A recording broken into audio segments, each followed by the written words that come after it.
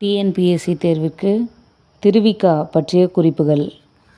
திருவிக என்பதன் விரிவாக்கம் திருவாரூர் விருதாசலம் கல்யாண சுந்தரனார். இவர் அரசியல், சமுதாயம், சமயம், தொழிலாளர் நலன் என பல துறைகளிலும் ஈடுபாடு கொண்டவர். இவர் ஒரு சிறந்த மேடை பேச்சாளர், தமிழ் தென்றல் என அழைக்கப்படுபவர்.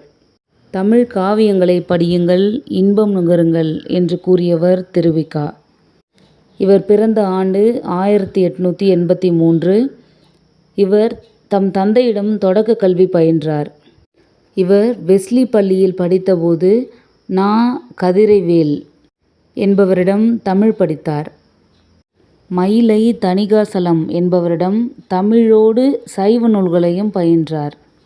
இவர் சிறந்த மேடை பேச்சாளராகவும் எழுத்தாளராகவும் விளங்கிய இவர் தேசபக்தன், நவசக்தி இதழ்களுக்கு ஆசிரியராக விளங்கினார்.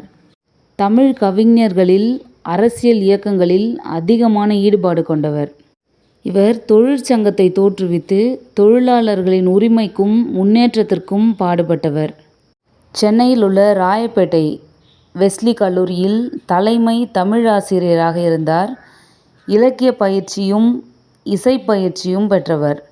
திருவிக அவர்கள் தமிழ் இலக்கியங்களை கூறும் விதம்: இயற்கை ஓவியம் 10 பாட்டு, இயற்கை இன்பக்களம் கலித்தொகை, இயற்கை வாழ்வில்லம் திருக்குறள், இயற்கை இன்ப வாழ்வு நிலையங்கள் சிலப்பதிகாரமும் மணிமேகலையும், இயற்கை தவம் சிந்தாமணி, இயற்கை பரிணாமம் கம்பராமாயணம், இயற்கை அன்பு பெரிய புராணம், இயற்கை இறையுறையுள் தேவார திருவாசக திருவாய்மொழிகள் என்று கூறியுள்ளார். இவர் மறைந்த ஆண்டு 1953 ஆகும்.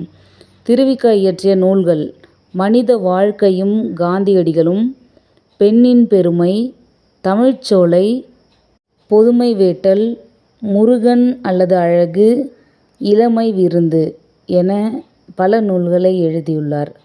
நன்றி.